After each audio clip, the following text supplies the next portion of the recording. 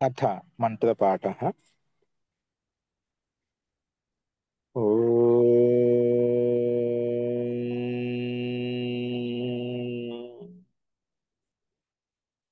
सहनाववतु सहनौ भुनक्तु सह वीर्यं करवावहै तेजस्विनावधीतमस्तु मा विद्विषावहै। ॐ शान्ति शान्ति शान्तिः।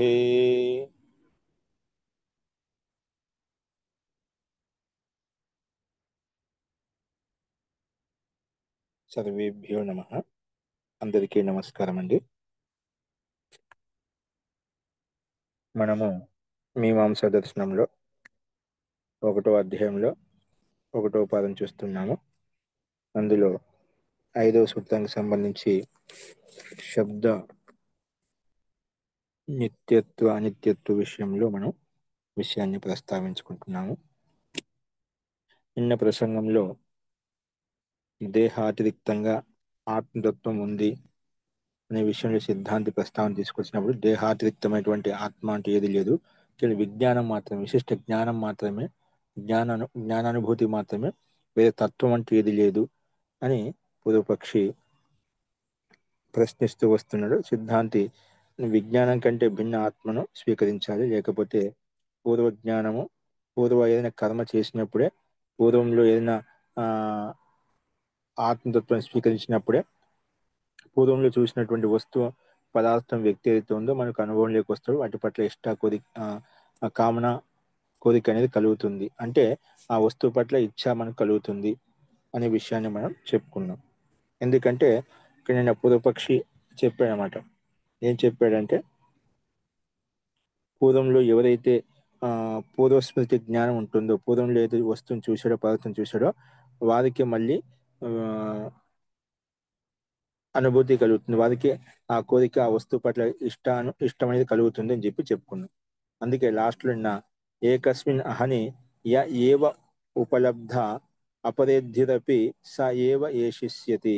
ఎవరైతే ఈ రోజు ఒక వ్యక్తి ఒక వస్తువుని ఒక పదార్థాన్ని చూసాడే స్థాన విశేషంలో, ఆ అదే వ్యక్తి మళ్ళీ మరుసటి రోజు మళ్ళీ అదే స్థానంలో ఆ స్థాన విశేషం వెళ్ళినప్పుడు అక్కడ అదే పదార్థం చూసి ఈ వస్తువుని నేను చూశా అని చెప్పి ఆ స్మృతి ఆ అనుభూతి అతనికి కలుగుతుందన్నమాట. అతనే ఆ కామన, ఆ రుచి, ఆ అవన్నీ స్మృతి అతనిలోకి వస్తాయన్నమాట. అదే విజ్ఞానం కంటే భిన్నమైన విజ్ఞానం అన్నట్లయితే, విజ్ఞానం కంటే భిన్నమైన ఆత్మ అని నువ్వు ఒకవేళ స్వీకరించకపోయినట్లయితే ఈ జ్ఞానమే ఉత్పన్నం కాదు. నిన్న చూసినటువంటి వ్యక్తి ఇప్పుడు అదే వస్తువుని చూస్తున్న జ్ఞానం ఉత్పన్నం కాదు. కాబట్టి మనకు దేహాతిరిక్తంగా ఆత్మ ఉన్నప్పుడే నేను ఏదో చూశాను, అదే రేపు ఆ, అదే వస్తువు నిన్ను చూసిన వస్తువుని ఈ రోజు కూడా చూస్తున్నాను, అదే వ్యక్తి ఏదో చూస్తున్నాను, మాట్లాడుతున్నాను అన్న అనుభూతి మనకు కలుగుతుంది. నువ్వు అలా స్వీకరించకపోతే నీకు ఆ జ్ఞానమే ఉత్పన్నం కాదు. ఆ విజ్ఞానం అనేది నువ్వేదో మాట అంటున్నావుదా, ఆ విజ్ఞానం కూడా నీకు అసలు అనుభూతి కలగదు, ఆ జ్ఞానమే నీకు కలగదు అని చెప్పి సిద్ధాంతి నేను ఇంతవరకు ప్రస్తావించాడండి.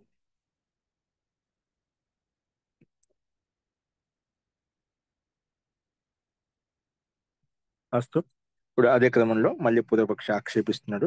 నువ్వు విజ్ఞానం కంటే భిన్నమైన ఆత్మ స్వీకరించకపోతేనా నీకు ఏది ఉత్పన్నం కాదు. ఇతరతాహి ఆ ఇచ్ఛ అనుపన్న, నీకు ఆ వస్తువు పట్ల వ్యక్తి పట్ల ఇచ్ఛ అనేది కోరికనే ఉత్పన్నం కాదు అని సిద్ధాంతి చెప్పాడు. దాంట్లో మళ్ళీ ఆక్షేపిస్తున్నాడు. అంతకంటే ముందు ఇందులో ఎవరికైనా సందేహాలు ఉన్నాయా?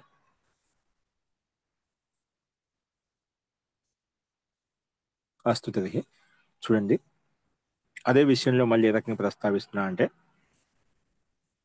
అత్ర ఉచ్యతే, పూర్వపక్ష అంటున్నాడు అనుపపన్నం ఇది నహ క్వ సంప్రత్యయ. ఇక్కడ పైన ఒక మాట చెప్పి యా ఏవ ఉపలబ్ధ, పై పారాగ్రాఫ్ లోని పైన అంతిమ లైన్ లో యా ఏవ ఉపలబ్ధ అపరేద్యుదపి సా ఏవ ఏషిష్యతి, ఏషిష్యతి ఇది ఇతరత ఇచ్ఛాహి నా ఉపపన్నాస్య. అంటే ఇష్టమే ఉన్న ఒకవేళ ఆ భిన్న ఆత్మ స్వీకరించకపోతున్నా నీకు నిన్న చూసిన వస్తువుని ఏదో చూస్తున్న అనే మాట ఆ జ్ఞానబుద్ధి అసలు ఉత్పన్నమే కాదు. ఉత్పన్నమే కాని సిద్ధాంతం అన్నాడు కదా, ఆ మాటను ఈ పూర్వపక్షి పట్టుకున్నాడు. అనుపపన్నం ఇది నహ క్వా ప్రత్యయ. నువ్వు ఈ జ్ఞానం మనకు కలగదు అంటున్నావు కదా, ఈ జ్ఞానం నీకు ఎలా తెలిసింది? మనకు ఈ జ్ఞానం నీకు ఎలా తెలిసింది? నువ్వు నాకు తెలియదు ఆ భిన్నమైన ఆత్మ లేకపోయినట్లయితే నీకు ఈ జ్ఞానం ఉత్పన్నం కాదు కదా. ఈ జ్ఞానం ఉత్పన్నం కాదని చెప్పి ఆయన ప్రశ్న వేశామట. నువ్వు నాకు తెలియదు అంటున్నావు కదా, ఈ తెలియదనే మాట నీకు ఎలా తెలిసింది? నేను అంటున్నాను, ఆ దేహం కంటే అతిరిక్తిన ఆత్మ అవసరం లేని చెప్పి, లేని దేహం కంటే ఆత్మ భిన్నమైన ఆత్మ లేకపోయినట్లయితే నిన్న ఏ వస్తువుని, ఏ పదార్థం, ఏ వ్యక్తిని ఎక్కడైతే చూసానో ఇప్పుడు అదే వ్యక్తిని ఈ రోజు అదే స్థానంలో మళ్ళీ చూస్తున్నాను అనుభూతి కలుగుతుందని చెప్పాం ఆత్మ ఉన్నప్పుడు.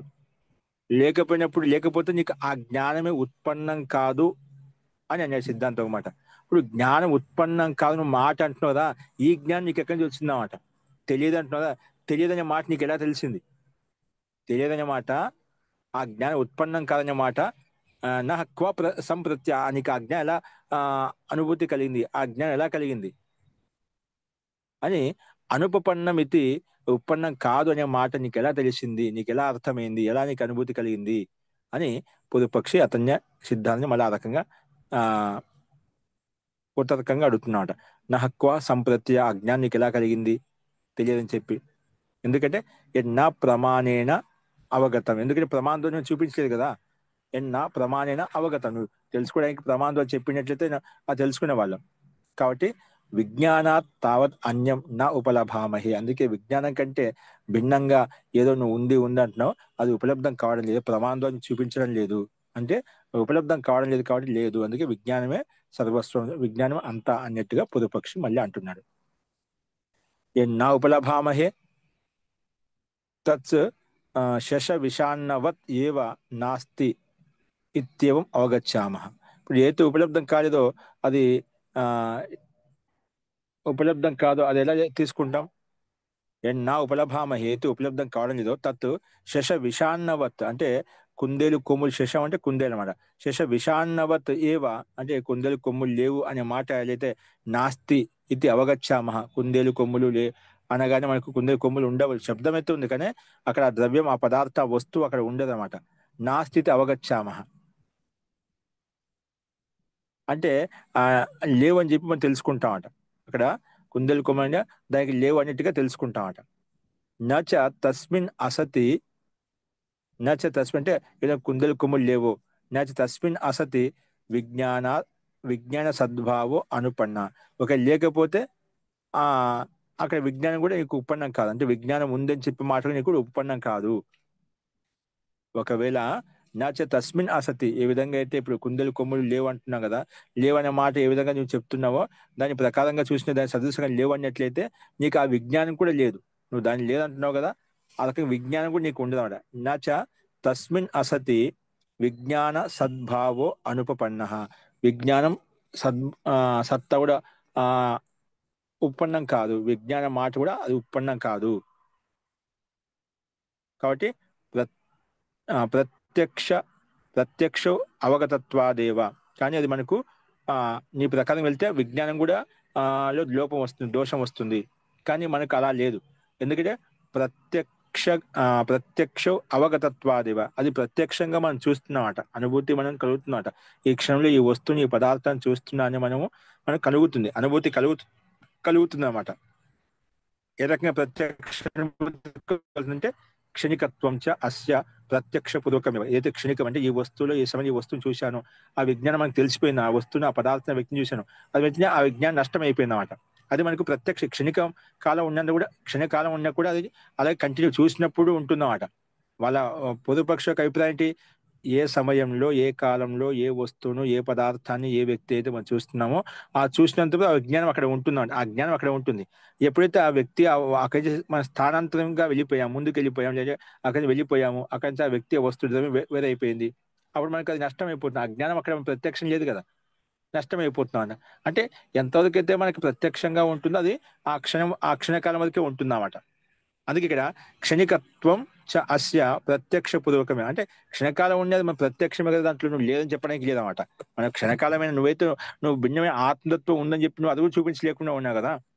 ఒక భిన్నమైన ఆత్మ ఉంటుందనో కానీ దాన్ని ప్రమాణపూర్వకంగా చూపించడం లేదు. కానీ ఇక్కడ క్షణికత్వం చ అస్య ప్రత్యక్ష పూర్వకమే, ఇక్కడ ఆ క్షణకాలం ఏదైతే ఉంటుందో అది ప్రత్యక్ష పూర్వకంగానే మనకు కనిపిస్తుంది. కాబట్టి దీన్ని నిరాకరించడానికి లేదని పూర్వపక్షి అంటున్నాడు. కాబట్టి నచ జాతది విజ్ఞానాత్ అన్యస్మిన్ అసతి జ్ఞానే చ అనిత్యే అపరేద్యు ఇచ్చ అనుపపన్న. నువ్వు మాట ఉన్నదా, జాతది జ్ఞాత ఎవరైతే ఉన్నదో విజ్ఞానాత్ అన్యస్మిన్ అసతి, విజ్ఞానం కంటే భిన్నమైనది ఆ తత్వం అంటే ఏది లేదు, అసతి. అప్పుడు జ్ఞానేచ అనిత్యే, అప్పుడు లేనప్పుడు ఏమవుతుంది, జ్ఞానం కూడా అనిత్యం అయిపోతుంది. నువ్వు ఒకవేళ నువ్వు అలా అంటున్నామో, విజ్ఞానం అతిరిక్తంగా జ్ఞాత తెలుసుకునే వ్యక్తి ఏదైతున్నదో ఆ తెలుసుకునే జ్ఞానం యొక్క అనుభూతి ఎవరికైతే కలుగుతుందో, ఆ విజ్ఞానం కంటే భిన్నమైన తత్వం అంటూ ఇంకోటి లేదు, భిన్నమైన పదార్థం ద్రవ్యం అంటే ఆత్మ లేదు అని అన్నట్లయితేనా, విజ్ఞానాత్ అన్య విజ్ఞానాత్ అన్యస్మిన్ అసతి, భిన్నమైన తత్వం ఏది లేదు అన్నట్లయితే జ్ఞానేచ అనిత్య, అప్పుడు జ్ఞానం కూడా అనిత్యం అయిపోతుంది అన్నమాట. అనిత్యం అంటే తాత్పర్యం క్షణికత్వం అన్నమాట. అనిత్యం అంటే క్షణకాలం మాత్రం ఉంటుంది, అది నష్టం అయిపోతుంది. జ్ఞానం కూడా, విజ్ఞానం కూడా క్షణకాలం ఉంటుంది, వెంటనే అది కూడా నష్టం అయిపోతుంది అన్నమాట. అందుకే జ్ఞానేచ అనిత్యే అపరేద్యు ఇచ్చ అనుపన్న. అందుకే తర్వాత వ్యక్తి ఇప్పుడు ఏ సమయంలో ఏ వ్యక్తి ఏదైతే చూశాడో ఆ సమయంలో ఆ జ్ఞానం నష్టం అయిపోయింది. తర్వాత క్షణకాలం ఏదైతే మనం చూస్తున్నాము, వింటున్నాము, ప్రత్యక్షంగా మనం దర్శించుకుంటున్నామో అక్కడ అది భిన్నమైన జ్ఞానం ఉత్పన్నమైనమాట. అంటే పూర్వ జ్ఞానానికి ఉత్తర జ్ఞానంతో సంబంధం లేదు. అంటే పూర్వంలో ఏ విజ్ఞానం ద్వారా తెలుసుకున్నామో నష్టం అయిపోయింది. మళ్ళీ తర్వాత క్షణకాలంలో ఏదైతే మనం చూస్తున్నామో ఆ వస్తువు ఆ పదార్థం చూసినప్పటికీ నేను ఆ వస్తువుని అదే పదార్థం చూసా అనే జ్ఞానం అతనికి కలగదు, ఆ జ్ఞానం అతనికి ఉండదు. అందుకే అపరేద్యు ఇచ్చ నా అనుపపన్న, అదే వ్యక్తికి అదే విజ్ఞానానికి అదే వస్తువు పదార్థం వ్యక్తిని చూస్తున్నా అని చెప్పి ఆ జ్ఞానం ఉపపన్నం కాదు, అనుపపన్న అని ఒకళ్ళు అలా అన్నట్లయితే అలా అన్నికలేదు. ఎందుకంటే ప్రత్యక్షగతత్వాదేవ, ప్రత్యక్ష అవగతత్వాదేవ, ఇక్కడ మనం ఆ క్షణకాలంలో అది ప్రత్యక్షంగా కనిపిస్తుంది, అప్పుడు జ్ఞానం కలుగుతుందన్నమాట, కలగకుండా ఏమి ఉండదు అన్నమాట. ఇప్పుడు ఒక వస్తువు పదార్థ విషయంలో ఒక వ్యక్తి దానికి అతనిలో ఇష్టం కోరిక కలిగింది, అదే వస్తువు పట్ల వేరే వ్యక్తి కూడా ఇష్టం కలుగుతుందన్నమాట.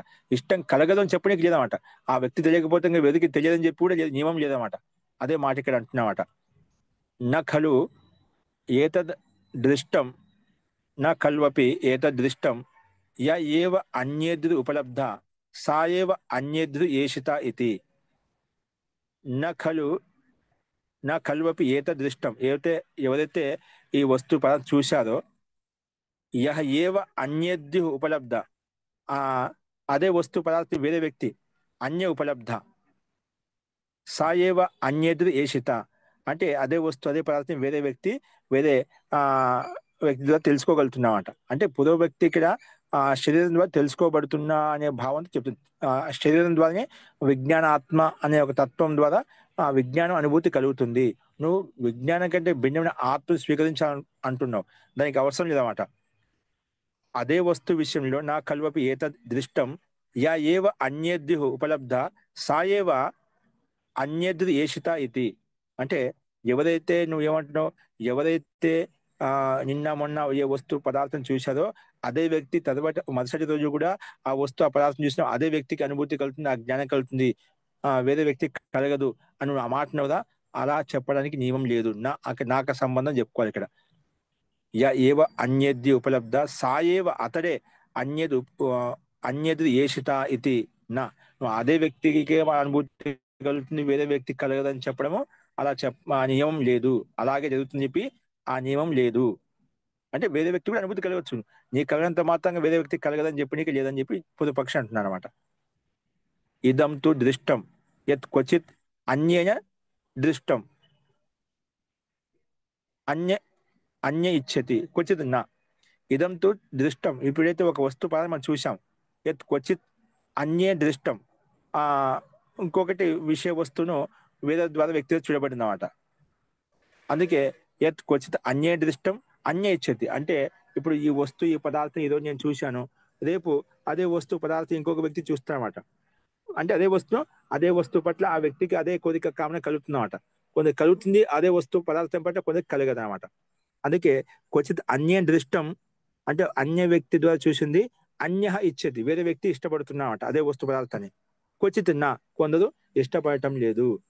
అంటే ఒక నియమం అంటూ లేదు. ఇలాగే ఈ రోజు చూసిన వ్యక్తి రేపు కూడా అదే వ్యక్తి చూడాలని చెప్పి నియమం లేదు. ఎవరైనా చూడొచ్చు. లేదా ఆ వస్తువు పట్ల చూడకపోవచ్చు. 2 రకాలుగా మన స్థితిని చూస్తూ ఉంటాం. క్వచిత్ అంటే ఒకసారి అదే వస్తువు పట్ల ఇష్టం కూడా కలగకపోవచ్చు. ఈ భిన్న వస్తువు పట్ల ఆ కామన ఉండొచ్చు.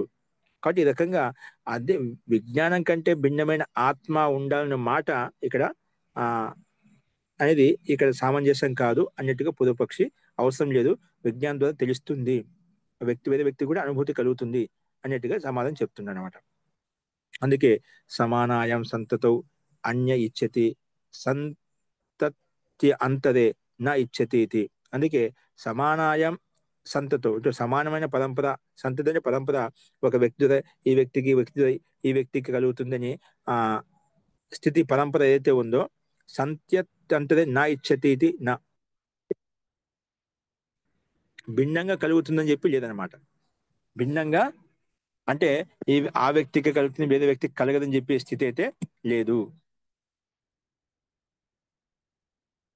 అంటే ఇక్కడ క్రమంగా ఈ వ్యక్తికి ద్వారా ఏ వ్యక్తి చూసి ఆ వ్యక్తి కలుగుతుంది, ఆ వ్యక్తి మళ్ళీ ఇంకొక వ్యక్తి చూపించినప్పుడు ఆ వ్యక్తి కలుగుతుంది. అలాగా సంతతి ఏదైతే ఉందో ఆ సంతతి ప్రకారంగా అదే వ్యక్తి కలుగుతుందని నియమం లేదు. సంతత్యంతరే నా ఇచ్చతి అంటే వేరే భిన్న వ్యక్తి కలగదనే మాట అది ఉచితం కాదు.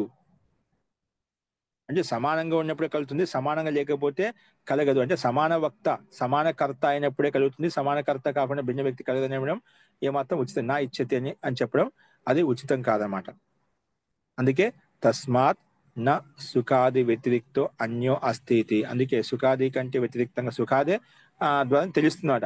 ఆ సుఖాదిని అనుభూతిని పొందేటువంటి వ్యక్తి ఆత్మ భిన్నంగా ఒక తత్వం ఉంటుందని చెప్పవలసిన అవసరం లేదు అని చెప్పి సిద్ధాంతి రకంగా ఇక్కడ ప్రస్తావించడు. కాబట్టి తస్మాత్ నా సుఖాది వ్యతిరిక్తో అన్యో అస్థితి. సుఖం దుఃఖాల అనుభూతిని పొందేటువంటి తత్వం ఒకటి ఉందని చెప్పాల్సిన అవసరం లేదు. సుఖాది దుఃఖాది ఏవైతే ఉన్నాయో ఆ విజ్ఞానం ద్వారానే మన అనుభూతి కలుగుతుంది. భిన్నంగా ఆత్మతత్వం అంటూ అవసరం లేదు. కాబట్టి అలాంటి నియమం ఇలా ఉంటేనే ఆ సమానకర్త ఉంటే అనుభూతి కలుగుతుంది, సమానకర్త లేకపోతే కలగదని చెప్పడం అది నియమం లేదు అన్నట్టుగా పూర్వపక్షి ఆక్షేపించారు. ఎందుకంటే వేరే వ్యక్తి కూడా చూస్తున్న వేరే వ్యక్తి కూడా అనుభూతి కలుగుతుంది. కొందరు కలుగుతుంది, కొందరు కలగదు అంతే. అంతేగాని నువ్వు పూర్తిగా సమానకర్తే ఉండాలి, ఆ వ్యక్తికి తెలుస్తుంది వేరే వ్యక్తి తెలియదని చెప్పి చెప్పనిక లేదు అని చెప్పి సిద్ధాంతి పూర్వపక్షి రకంగా ఆక్షేపణ చేశాడు. కాబట్టి ఈ రకంగా అంతతో గత్వం ఏం చెప్పాడు, సుఖాది వ్యతిరిక్తంగా సుఖాదిగా అనుభూతిని పొందటానికి భిన్నమైన ఆత్మతత్వం అవసరం లేదు అని పూర్వపక్షి ఆయన సిద్ధాంతం గట్టి కూర్చున్నాడు అనమాట. మస్తు ఇప్పుడు సిద్ధాంత సమాజం చెప్తున్నా అత్ర ఉచ్యతే నాహి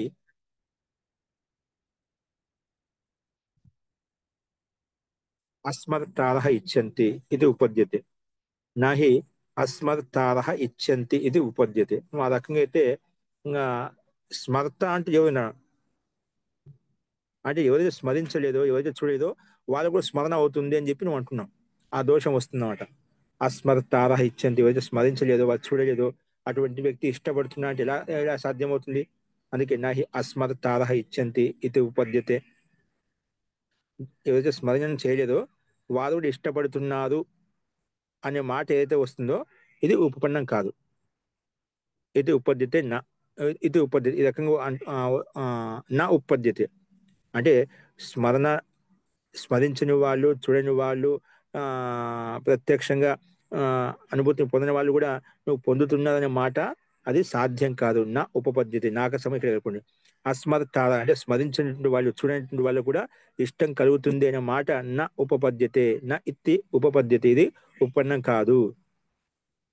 అంటే సమానకర్త కాకుండా భిన్నకర్త కూడా ఈ జ్ఞానం కలుగుతుంది, భిన్న వ్యక్తి కూడా అనుభూతి కలుగుతుంది చెప్పడము అది ఉపపన్నం కాదు అని సిద్ధాంతి అంటున్నాడు. ఎందుకంటే అదృష్ట పూర్వే స్మృతి భవతి అంటే చూడకుండా ఏది స్మృతి కలగదన్నమాట. మనం ఏదైనా ఒక వస్తువును పదార్థం చూసినప్పుడే నేను అదే పదార్థం వస్తువును చూసాను అని చెప్పి ఒక స్మృతి కలుగుతుందన్నమాట. చూడకుండా మళ్ళీ స్మృతి ఎలా కలుగుతుంది అదే స్మరణను చూసి తీసుకొని చెప్తున్నమాట. ఒక వ్యక్తి దాన్ని మళ్ళీ కావాలనుకుంటున్నా అంటే ఆ వ్యక్తి ఎప్పుడో పూర్వం చూసామట, చూశాడు కాబట్టి అన్య ఆత్మ చూసింది కాబట్టి మళ్ళీ అదే వస్తువు పట్ల ఆకాంక్ష కోరిక కలుగుతుందన్నమాట. నువ్వు చూడకుండా అదృష్ట పూర్వే స్మృతి కథం భవతి అంటే చూడకుండా ఆ స్మృతి అజ్ఞానం ఎలా కలుగుతుంది, ఎలా అనుభూతి కలుగుతుంది. కాబట్టి తస్మాత్ క్షణిక విజ్ఞాన స్కంద మాత్రే స్మృతి అనుపన్న ఇది. నువ్వు క్షణిక కాలంలో ఆ నష్టమైన మళ్ళీ వేరే వ్యక్తికి ఆ స్మృత్యంతర వ్యక్తి ఎవరైతే ఉన్నారో వాళ్ళకి అనుభూతి కలుగుతుందనడము అది ఉత్పన్నం కాదు. దానికి ఊరికే వచనం చెప్పినంత మాత్రం అది కాతనే కాదు, దానికి ప్రమాణపూర్వకంగా ఉండాలి. నువ్వు ఆ ప్రమాణం చూపించే ఊరికే ఆ క్షణికవాది మతానుసారంగా ఈ క్షణంలో ఇతను ఈ వ్యక్తికి ఈ అనుభూతి కలిగిన తర్వాత క్షణంలో ఎవరికైతే ఏ వ్యక్తికి ఏ అనుభూతి కలుగుతుందో ఆ వ్యక్తి కూడా కలుగుతుంది అంటున్నాం. కొందరు కలుగుతుంది, కొందరు కలగదు అంటున్నాం. కానీ అది కలగడానికి అవకాశం లేదు. అక్కడ స్మరణ లేకుండా ఆ వ్యక్తికి మళ్ళీ ఎలా కలుగుతుంది వేరే వ్యక్తికి? అప్పుడు ఆ క్షణికల నష్టమే కర్త భిన్నంగా ఉంటే భిన్నకర్త భిన్నంగా ఉంటామంట. ఒకవేళ నీ ప్రకారం సంతతి ప్రకారంగా వస్తుంది అనుకున్నామంటే ఇప్పుడు ఈ విజ్ఞానం వెంటనే నష్టం అయిపోయింది, మళ్ళీ భిన్న విజ్ఞానం ఉత్పన్నమైంది భిన్న ఆత్మ ద్వారా, అంటే భిన్న అనుభూతి ద్వారా తెలుస్తుంది. అంటే క్రమంగా శృంఖల ఉంటుంది అంటే అంటున్నామట. ఆ క్రమంగా ఎందుకు నీ సిద్ధాంతం ప్రకారంగా ఎప్పుడైతే ఏ జ్ఞానం, ఏ ఏ వస్తువు, ఏ పదార్థాన్ని చూసినప్పుడు ఆ చూసినంత వరకు ఆ క్షణకాలం ఉన్న తర్వాత నష్టం అయిపోయిందో, మళ్ళీ నష్టమైన తర్వాత వెంటనే మళ్ళీ అదే సంతతి ప్రకారం మళ్ళీ అదే వస్తువు నష్టమైన మళ్ళీ ఉత్పన్నమై మళ్ళీ చూస్తుంది, మళ్ళీ ఉత్పన్నమై నష్టమైపోయి మళ్ళీ చూస్తుంది. అంటే వెంటనే క్షణకాలం చూస్తుంది అంటున్నాం. నష్టమైన తర్వాత మళ్ళీ అది ఎలా చూడగలుగుతుంది? ఆ స్మరణ ఎలా కలుగుతుంది? ఎందుకంటే ఎప్పుడైతే నష్టమైందో అది మళ్ళీ ఉత్పన్నమైనప్పుడు అదే స్మృతి మళ్ళీ అక్కడ ఉండదు అనమాట. ఆ స్మరణ ఉండదు అనమాట. ఎందుకంటే నష్టమైంది తర్వాత మళ్ళీ అదే జ్ఞానము అదే అనుభూతి మళ్ళీ కలగదు అనమాట అని పూర్వపక్ష సిద్ధాంతం అంటున్నాడు. అదృష్ట పూర్వే స్మృతి భవతి. అంటే స్మరణ లేకుండా చూడకుండా మళ్ళీ స్మృతి ఎలా కలుగుతుంది? కలగదు. అందుకే తస్మా క్షణిక విజ్ఞాన స్కంద మాత్రే స్మృతి అనుపన్న అయితే. వాళ్ళ క్షణికవాది సిద్ధాంతం ప్రకారంగా, పూర్వపక్షి ప్రకారంగా ఆ విజ్ఞానమే ఉత్పన్నం కాదు. క్షణికవాది సిద్ధాంతం ప్రకారం ఏంటంటే ఎవరైతే పూర్వం స్మరణ చేశారో అదే వ్యక్తి, ఆ వ్యక్తికి స్మరణ ఉన్నప్పుడే అది తర్వాత వస్తువు అదే వస్తువు పదార్థం పట్ల స్మృతి కలుగుతుంది, అనుభూతి కలుగుతుంది అని సిద్ధాంతుడు అలాగే గట్టిగా కూర్చున్నాయన్నమాట.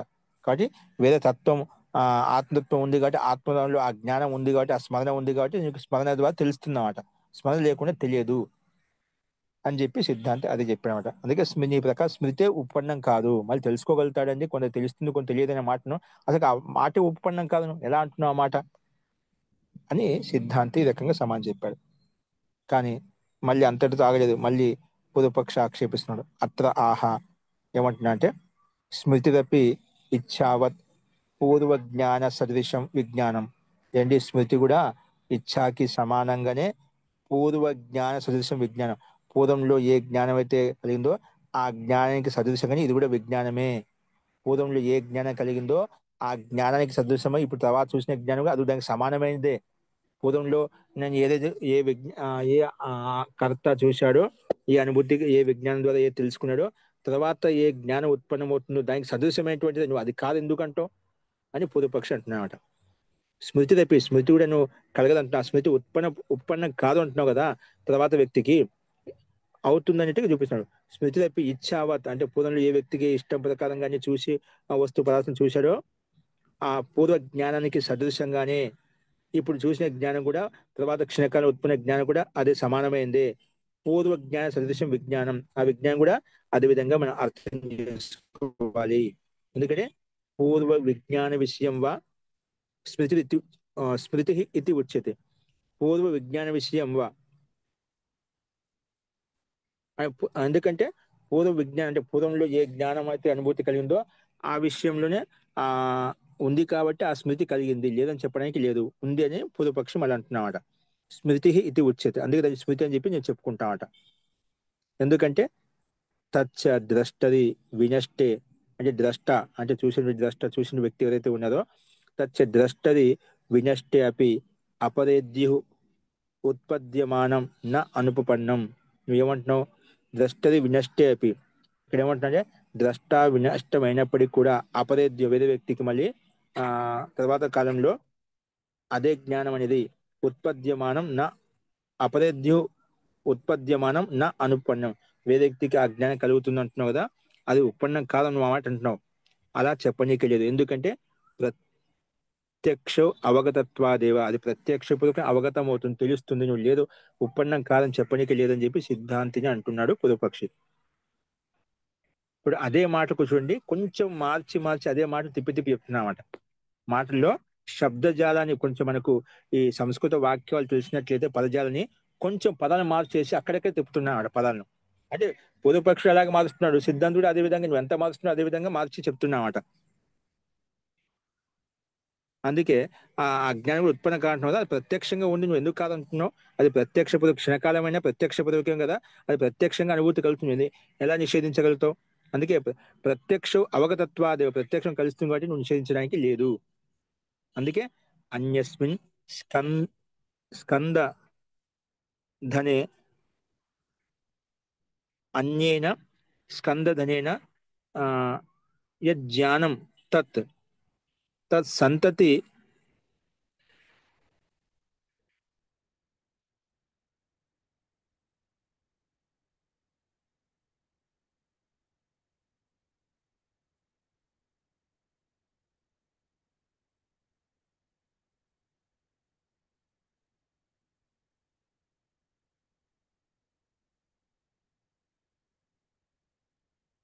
తత్ సంతతి జనః అన్యే న ఉపలభ్యంతే న అతత్ సంతతి.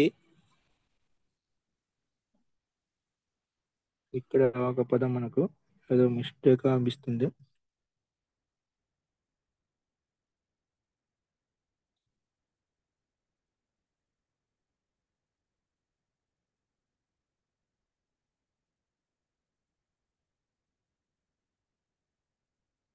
ఏనాన్యేన అస్తు తత్ సంతతిజః న ఉపలభ్యంతే న అతత్ సంతతి న అసత్ న తత్. అస్తు, ఈ వాక్యాన్ని ఒకసారి మళ్ళీ చూద్దాం. తస్మాత్ శూన్యాః స్కందధనాః ఇతి అథ అన్యస్మిన్ అర్థే బ్రాహ్మణం భవతి. అన్యస్మిన్ అర్థే బ్రాహ్మణం భవతి అంటే బ్రాహ్మణ వచనం ఇక్కడ ఉల్లేఖించబడిన మాట. తో ఇక్కడ అన్యస్మిన్ స్కందధనేన యజ్ఞానం తత్, ఈ వాక్యాన్ని ఒకసారి మళ్ళీ చూద్దాం. కాబట్టి తస్మాత్ శూన్యాః స్కందధనాః ఇతి, అందుకే స్కంద అంటే మూడు, ఇక్కడ విజ్ఞానవాది ప్రకారంగా ఆ ఆ విజ్ఞానం లేకపోతే అది మొత్తం శూన్యంగా ఉంటున్నాడు. అసలు విజ్ఞానం అంటూ ఏది ఉండదు. ఆ విజ్ఞానం కూడా మనం చెప్పడానికి ఆ అనుభూతి కూడా ఏది ఉండదు అప్పుడు. అందుకే అథ అన్యస్మిన్ అర్థే బ్రాహ్మణ భవంతి. అన్యస్మిన్ అర్థే అంటే భిన్న వచనంలో ఒక బ్రాహ్మణ ఒక వచనం ఉంది. ఏంటంటే విజ్ఞానధన ఏవ ఏతేభ్యో భూతేభ్య సముత్థాయ తాన్యేవ అను వినశ్యతి. తాన్యేవ అను వినశ్యతి న ప్రేత్య సంజ్ఞ అస్తి ఇతి. ఇక్కడ విజ్ఞానఘన ఏవ ఏతేభ్యో భూతేభ్య, ఒకవేళ విజ్ఞానఘన అనే స్థితి నువ్వు అనుకున్నట్లయితే, ఇప్పుడు ఎందుకంటే ఈ ఆ ఏతేభ్య భూతేభ్య అంటే ఈ శరీరం పాంచభౌతికమైంది కదా, పంచభూతాలతో ఉత్పన్నమైంది కాబట్టి ఆ ఎందుకంటే వినష్టమైనప్పుడు విజ్ఞానఘనం అనుకున్నట్లయితే ఏవ ఏతేభ్యో భూతేభ్య సముత్థాయ తాన్యేవ అను తాన్యేవ అను వినశ్యతి.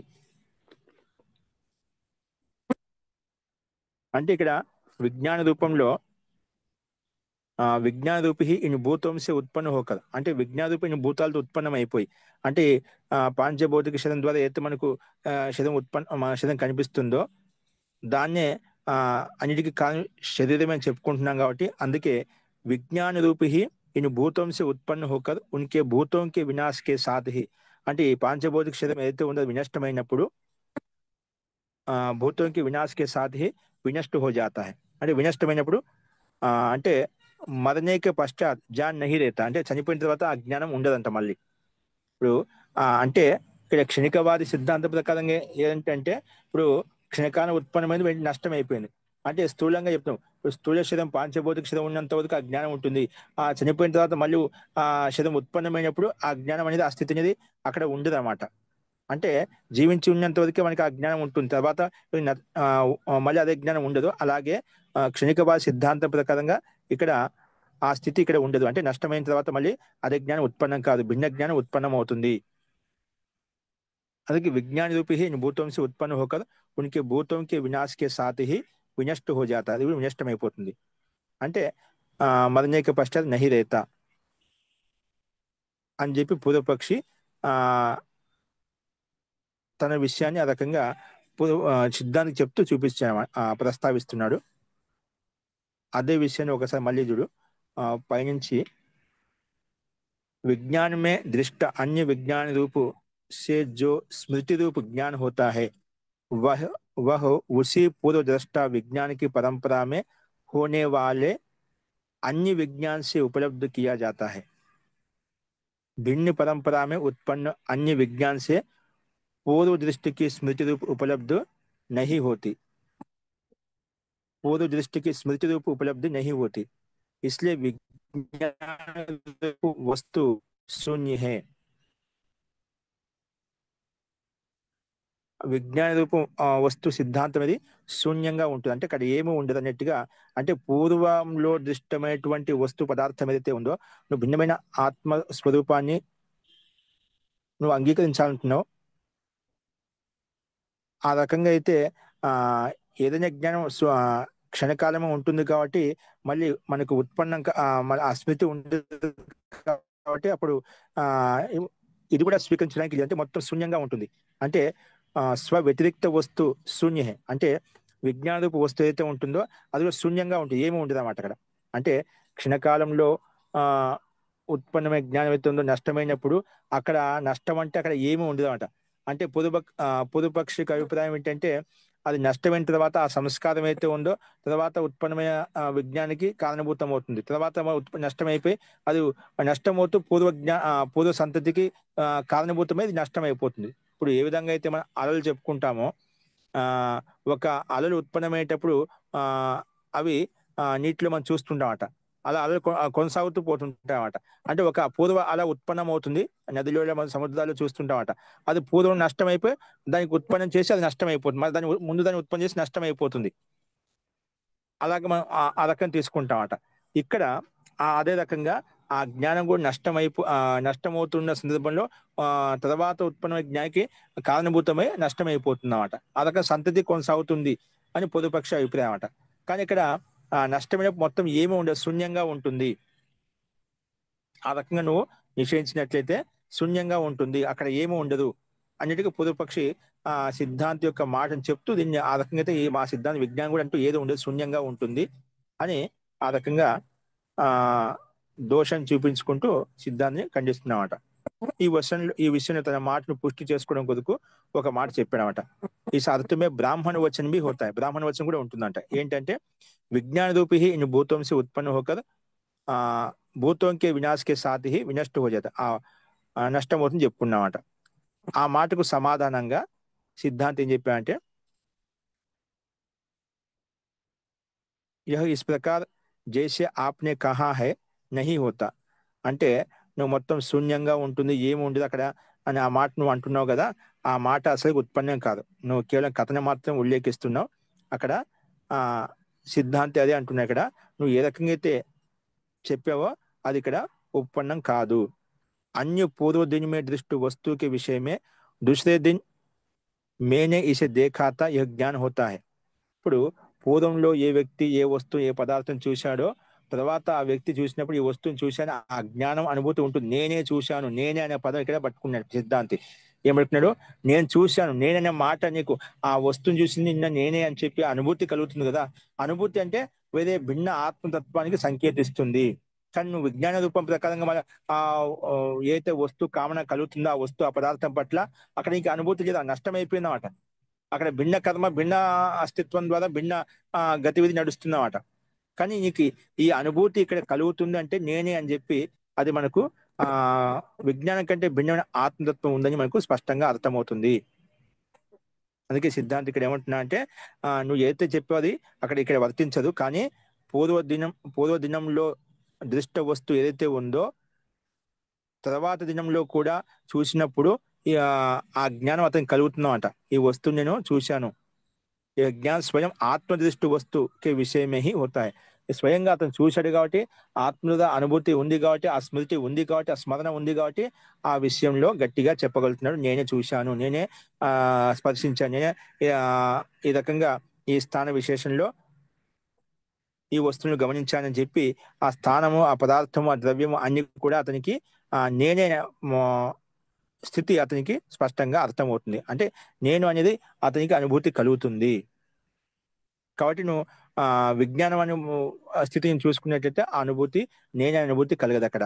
ఏదో పరంపరగా సంతతి ప్రకారం చూస్తూ పోతున్నావు కానీ అక్కడ అనుభూతి అనేది కలగదు. ఆ జ్ఞానానుభూతి కలగదు. అటువంటిప్పుడు ఏమవుతుంది? ఆ ఒకరు చేసిన కర్త ఒకరైతే దానికి అనుభవించే కర్త ఫలదాత ఇంకొకరు ఉంటారు అనమాట. అంటే అక్కడ సంబంధం లేకుండా అలా సంతతి కొనసాగుతూ ఉంటుందన్నమాట.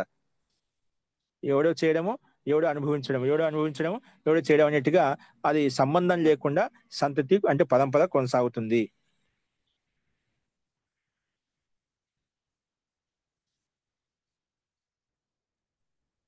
అందుకే ఇక్కడ అన్య ఆ, అన్యధు అన్యేద్యు దృష్టే అపరేద్యు అహం ఇదం దర్శనమితి.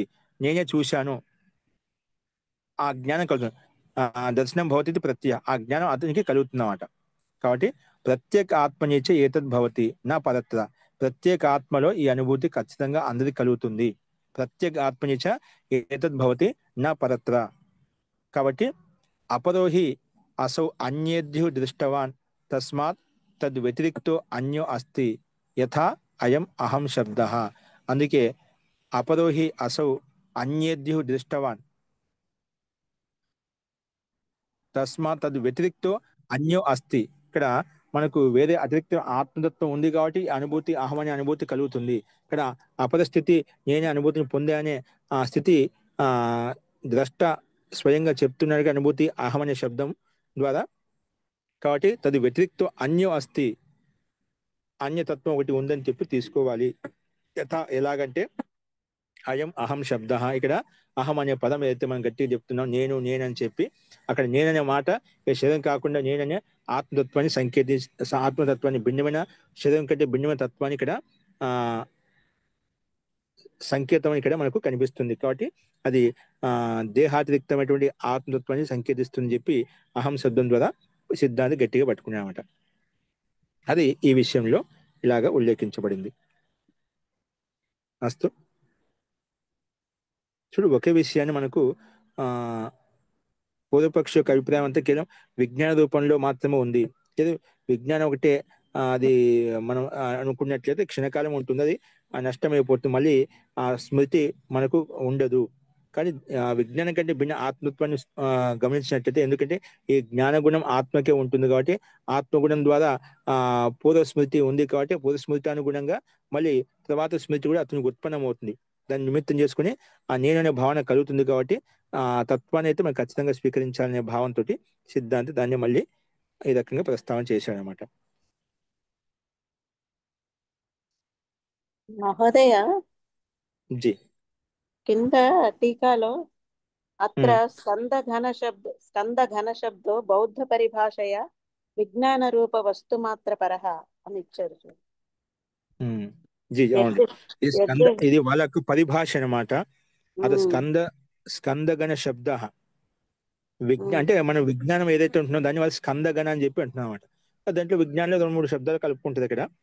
అత స్కందగణ శబ్దం బౌద్ధ పరిభాష. బౌద్ధ అంటే ఇది ఈ పరిభాష అనేది స్కందగణ శబ్దం బౌద్ధుల యొక్క ఒక పరిభాష కింద చెప్పుకోవచ్చు. ఆ అది టిప్పణిలు కూడా ఇచ్చేది, ఇంతకుముందు కూడా మనం అది ప్రస్తావించుంటున్నాం. ఓకే. బౌద్ధ కూడా ఉంది మహోదయ. యద్యపి విజ్ఞాన రూప వస్తు మాత్ర పరిహార అంటే విజ్ఞాన రూప వస్తు మాత్ర పరిహారం చెప్పాడు. చివర్లో యద్యపి బౌద్ధ మతావలంబి वेद को प्रमाण नहीं मानता, फिर भी अभ्युपगमवाद से विज्ञान से भिन्न कुछ नहीं है, इस अर्थ में वैदिक वचन उद्धृत करता है. బౌద్ధ అవలంబులు మనకు వేదిక ప్రమాణ్ నహి మాంతి. ఇప్పుడు అందుకే సమస్య అంతా ఇప్పుడు ఆ విజ్ఞానవాది అంతా కూడా ఆ బౌద్ధ మతులే. ఇప్పుడు అంతా ఖండించేదంతా పూర్వపక్షి రూపంలో అంతా ఆ బౌద్ధ మతావలంబే, అంటే మొత్తం విజ్ఞానమే. ఇక్కడ వేదికో ప్రమాణ్ నహి మాంతి పిరిబి అభ్యుపగమ వాత్స్య అంటే అలా అనుకోని, అభ్యుపగం అంటే ఆ రకంగా ఊహించుకొని ఇక్కడ ఏమంటుంటే విజ్ఞాన్ సే భిన్న కుచి నహి హై, అంత విజ్ఞానమే, అంత శరీరమే, ఆ శరీరం కంటే అన్ని స్వాభావికంగా జరుగుతున్న గతివిధి నడుస్తుంది, భిన్నమైన ఆత్మతత్వం ఉందని చెప్పవలసిన అవసరం లేదు. అనే భావంతుడు విజ్ఞాన్ సే భిन्न కుచ్ నహీ హై, విజ్ఞానం కంటే భిన్నంగా ఏది లేదు. ఇస్ అర్థ మే వైదిక వచనం ఉద్ధృత్ కర్తా హై, అంటే ఈ సందర్భంలో ఆ వైదిక వచనాన్ని ఇక్కడ ఉల్లేఖించబడింది అనమాట. ఇలాంటి అన్నప్పుడు ఏమి లేదన్నప్పుడు, అంత విజ్ఞానం అన్నప్పుడు దానికి సమాధానంగా ఆ ఆ వచనాన్ని ఉల్లేఖించబడింది. ఇక్కడ మనకు సంఖ్య 5. ఇక్కడ మనం ఇంకొక టిప్పణి కూడా ఇచ్చారు దానికి సంబంధించి. విజ్ఞానవాదినే విజ్ఞాన్ సే భిन्न కోయి అవినాశి ఆత్మ నహీ హై. ఇప్పుడు ఆ క్షణికవాది అంటే బౌద్ధవాది ఎవరైతే ఉన్నారో, విజ్ఞానవాదినే విజ్ఞాన్ సే భిन्न కోయి అవినాశి ఆత్మ నహీ హై. అవినాశి ఆత్మ అంటూ ఏది లేదు. అంటే మనం ఆ అవినాశి అంటే ఆత్మ అవినాశి, ఎప్పుడు నష్టం కాని చెప్పుకున్నదా, అటువంటి ఆత్మతత్వం అంటూ ఏది లేదు. అంటే విజ్ఞానమే అంత అంత కూడా శరీరం నుంచి అన్ని క్రియాకలాపాలు జరుగుతున్నాయి. ఆ ఒక ఆత్మతత్వం అంటూ ఏది లేదు. ఆత్మ నహి, అంటే నష్టం కానటువంటి అటువంటి ఆత్మతత్వం అంటూ ఏది లేదు. ఇసే వ్యక్తి కర్నే కే లియే బ్రాహ్మణ వచనం ఉద్ధృత్ కియా థా. అతను దాన్ని వ్యక్తం చేయడానికి బ్రాహ్మణ వచనం ఉల్లేఖించాడు. ఏంటంటే యహా సిద్ధాంతి నే విజ్ఞానవాది కే ద్వారా ప్రస్తుత బ్రాహ్మణ వచనం, విజ్ఞానవాదుడు ఒక బ్రాహ్మణ వచనం ప్రస్తావించాడనమాట. అందుకే యహా సిద్ధాంతి ద్వారా విజ్ఞానవాది కే ద్వారా ప్రస్తుత బ్రాహ్మణ వచనం ఏదైతే ఉందో, ఉల్టే अर्थ वाला अविनाशी है, अर्थ को दर्शाने वाला ब्राह्मण वचन उद्धृत किया. ఇప్పుడు ఎప్పుడైతే సిద్ధాంతి తన చూడు ఆత్మతత్వం అంటూ భిన్నమైన ఆత్మతత్వం అంటూ ఏది లేదని చెప్పి ఒక బ్రాహ్మణ వచనాన్ని ఉల్లేఖించాడో, దానికి వ్యతిరేకంగా మళ్ళీ ఈ సిద్ధాంతి కూడా ఆ ఆత్మతత్వం అవినాశి, అంటే ఒక ఆత్మతత్వం ఉంది, అది అవినాశి, నిత్యంగా ఉంటుంది, ఎల్లప్పుడూ ఉంటుంది, శాశ్వతంగా ఉంటుంది అని, ఉంటుందనే దానికి కూడా ఈయన బ్రాహ్మణ వచనం కూడా సిద్ధాంతుడు ఉల్లేఖించాడు అనమాట. అది ఒక వచనం అని చెప్పుకున్నాం. అది ఒకసారి నేను మళ్ళీ చూస్తాను ఇక్కడ ఆ వచనం ఏదో. విజ్ఞానగణ ఏవ ఏతేభ్య భూతేభ్య సముత్య తాన్యేవ అను వినశ్యతి, మళ్ళీ అదే అనుసరిస్తూ ఉంటుంది. ఆ సంస్కారం అందులో ఉంటుంది కాబట్టి అందుకే ప్రేత్య ప్రేత్య సంధ్య అస్తి, అంటే చనిపోయిన తర్వాత మళ్ళీ వచ్చినప్పుడు భిన్న ఆత్మస్వరూపం ఉంటుంది, కానీ దానికి భిన్నమైన ఆ సంధ్యాకరణం ఉండదన్నమాట. అదే ఉంటుందన్నమాట. ఆ బ్రాహ్మణ వచనాన్ని మనం ఒకసారి మళ్ళీ చెప్పుకుందాం. కాబట్టి ఇక్కడ ఈ స్కంద శబ్దానికి పరిభాష ఈ రకంగా మనం కింద టిప్పణిలో మనం చూసాము. మస్తు. సో ఆ విషయం గురించి మళ్ళీ కొంచెం మనం ఒకసారి ఇంకా ఏ రకంగా ఆ బ్రాహ్మణ వచనం పూర్వపక్షి ఉల్లేఖించాడు, సిద్ధాంతానికి వ్యతిరేకంగా ఏది చెప్పాడనేది మనం ఒకసారి చూద్దాము. నెక్స్ట్ పెద్దగ్రహం రేపు చూద్దామండి. ఇక్కడ సిద్ధాంతికి అహం అనే శబ్దం అవుతుంది. అహం అనే పదాన్ని ఉపయోగిస్తాం మన సంస్కృతిలో. నేను అనే పదం, ఆ నేను అనే పదం ద్వారా మనకు తెలుస్తుంది అంటే అక్కడ అనుభూతి అనేది ఉంది కాబట్టి కలిగింది అది. కానీ సిద్ధాంతి అదంతా ఏం లేదు, మొత్తం విజ్ఞానం అన్నట్టుగా ఆ స్థితిని చూపిస్తుంది అనమాట. కొన్ని పదాల యొక్క సంకేతం అక్కడక్కడే మార్చి మనకు ఆ సిద్ధాంతాన్ని ప్రస్తావిస్తున్నాడు. అంటే దానికి మనం సూక్ష్మంగా పూర్వంలో చెప్పినటువంటి ఆ పూర్వపక్ష యొక్క వచనాలు మనకు మనకు మనసులో స్మరణలో ఉన్నట్లయితే ఆ ప్రతి మాట కూడా ఆ ఏదో ఆ పూర్వపక్ష సిద్ధాన్ని ఖండించడం కోసం ఖండిస్తున్నట్టుగా అనిపిస్తుంది అన్నమాట. ఆ పదాలు అంటే అదే పదాలను వెనక్కి ముందు పెట్టేసి ఖండిస్తున్నమాట. కానీ సిద్ధాంతి కూడా దాని తగ్గట్టుగానే అదే సమాధానం కూడా చెప్తూ వస్తున్నమాట. ఓకే. సో అది ఇక్కడ అహం శబ్దం మీద గట్టిగా పట్టుకొని సిద్ధాంతి ఆ అనుభూతి ఉంది కాబట్టి మనకు ఆ స్మరణ కలుగుతుంది, అదే వ్యక్తి కలుగుతుంది. భిన్న ఆత్మ విజ్ఞానం అన్నట్లయితే అనుభూతి కలగదని చెప్పి సిద్ధాంతి సమాధానం చెప్పాడు. అదే విషయంలో మళ్ళీ ఆక్షేపం చేస్తున్నాడు. ఆ ఆక్షేపణ అంటూ మనం రేపు చూద్దాం. మస్తు.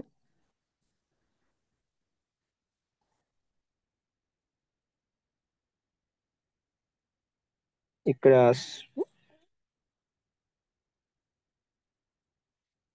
ఇక్కడ మనకు చాలా విషయాలు, మనకు కూడా ఈ మీమాంసలో కూడా కొన్ని పరిభాషలు ఉన్నాయండి. కొన్ని చోట్ల వస్తే సంకేతించబడతాయి. ఇక్కడ మనకు బౌద్ధ పరిభాషలు ఏవైతే ఉన్నాయో, మీమాంస కొన్ని పరిభాషలు ఉన్నాయి. అంటే అవి ఆ పరిభాష ద్వారా మనకు కొన్ని అర్థం చేసుకున్నట్లయితే సిద్ధాంతం కొంచెం మనకు సరళంగా బోధపడుతూ ఉంటుంది అనమాట. ఆ పరిభాష తెలియనప్పుడు, ఇప్పుడు మనకి ఈ మధ్యలో అకస్మాత్తుగా స్కందగని అంటే ముందు చెప్పుకున్నాం, అది మనకి ఇక్కడ స్మరణలో లేదు, అందుకే ఇక్కడ ఆగిపోయాం. అలాగా ఈ పరిభాష ఉన్నప్పుడు ఏమవుతుంది, పరిభాష ప్రకారం ఇక్కడ ఒకటే మాట చెప్పాడట. అది కేవలం విజ్ఞాన వస్తు మాత్ర పదహ, కేవలం విజ్ఞానమే అనే పదాన్ని విజ్ఞాన ఘన పదంతో చెప్తున్నాడు. విజ్ఞాన ఘన స్కంద ఘన అని చెప్పి. ఓకేనా. అలాగా పరిభాషలతో ఉన్నప్పుడు మనకు ఆ పొదుపక్ష అభిప్రాయం అనేది మనకు స్వరగా అర్థమవుతుంది అన్నమాట. అస్తు. సో అదే విషయాన్ని ఇక్కడ మనకు తర్వాత ఉల్లేఖించబడింది. అది ఒకసారి మళ్ళీ ఆ, పూర్వ విషయాన్ని మనం ఒకసారి ప్రస్తావన చేసుకుంటూ మనం ముందుకెళ్దాం. వస్తాం. ఒకసారి మీరు కూడా అట్లా దీన్ని ఇక్కడ మనకు బ్రాకెట్ లో ఉన్నది విషయాలు ఏవైతే ఉన్న హిందీ వచ్చిన వాళ్ళకి చెప్తున్నానో అక్కడ అదే విషయాన్ని ముందు విషయాన్ని స్పష్టం చేయడం కొరకు అవన్నీ ఉల్లేఖించదన్నమాట. అంటే ఈ ప్రతి వాక్యానికి అర్థం చెప్పబడింది అన్నమాట. ఈ వాక్యానికి ఇది అర్థం అది. ఎక్కడైతే మనకు అది అది పూర్వపర సంబంధాన్ని జోడించడానికి అదే మాట వివరించడానికి దాన్ని బ్రాకెట్ లో పెట్టి దాన్ని ఉల్లేఖించామట. పండిత యుధిష్ఠిర మీమాంసకుది అది మనకు సహాయపడుతుంది. ఒక్కోసారి అవే పదాల ద్వారా మనం కన్ఫ్యూజ్ అవుతూ ఉంటాం. ఇది ఎవరిని చెప్తున్నారని చెప్పి సిద్ధాంతం మనకు ఒకసారి అంటే పూర్వ ప్రసంగం అనేది మనకు ఆ శృంఖల మనం తెగిపోయింది అనుకోండి, అది మన సంబంధం కలుపుకోవడం కష్టం అవుతుంది అనమాట. అది కొంచెం జాగ్రత్తగా మనం చూస్తూ వచ్చినట్లయితే మనకు ఆ అది స్పష్టంగా మనకు అర్థమవుతుంది. భాష అనేది సరళంగా ఉంది, కానీ మనకు ప్రతిపాదన అనేది ఎలా ఉంటుంది, మనకు విషయం అనేది కొంచెం సూక్ష్మ విషయం కాబట్టి మనం పరోక్షంగా ఉన్నటువంటి విషయాలను మనం మాట్లాడుకుంటున్నాం కాబట్టి ఇది మనకు ఏదో పైన గాలిలో మాట్లాడినట్టుగా ఉంటుందన్నమాట. కానీ ఈ సిద్ధాంతం మనం అలా చెప్పుకుంటూ ముందుకు వెళ్ళేసరికి వస్తుతత్వం ఏంటో మనకు అర్థమవుతుంది అన్నమాట. అంటే ఎందుకంటే ఇప్పుడు ఆత్మతత్వాన్ని ముందే మనకు సందిగ్ధం చాలా విషయాలు. ఆత్మ ఉందని చెప్పి లేని విషయంలో మనం ఉంది లేదని చెప్పి మాట్లాడాం. ఆ విజ్ఞానం కూడా ఒకటి మాట అంటున్నామట. క్షణికవాద సిద్ధాంత ప్రకారంగా అవి ముందుగా రెండు సూక్ష్మ విషయాలు, అంటే అది అనుభవగమ్యటువంటి సిద్ధాంత ప్రకారం అర్థం చేసుకునేటువంటి విషయాలు అనమాట. కాబట్టి ఇటువంటివి మనకు అభ్యాసం ద్వారా మనకు అవగతం అవుతాయి. అవేంటో మనం కాలక్రమంగా ప్రస్తావించుకున్నాం. ఓకే, ఇంకో ఏమైనా వ్యక్తిగతంగా ఉన్నాయా? అస్తు తర్हि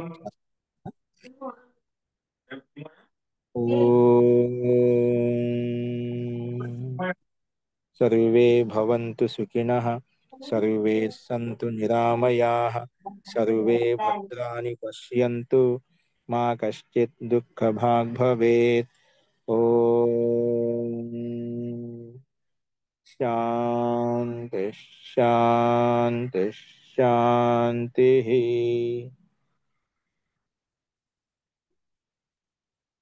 धन्यवादः महोदय। नमस्ते सर्वे महोदय। नमस्ते महोदय। नमस्कारम् आचार्य।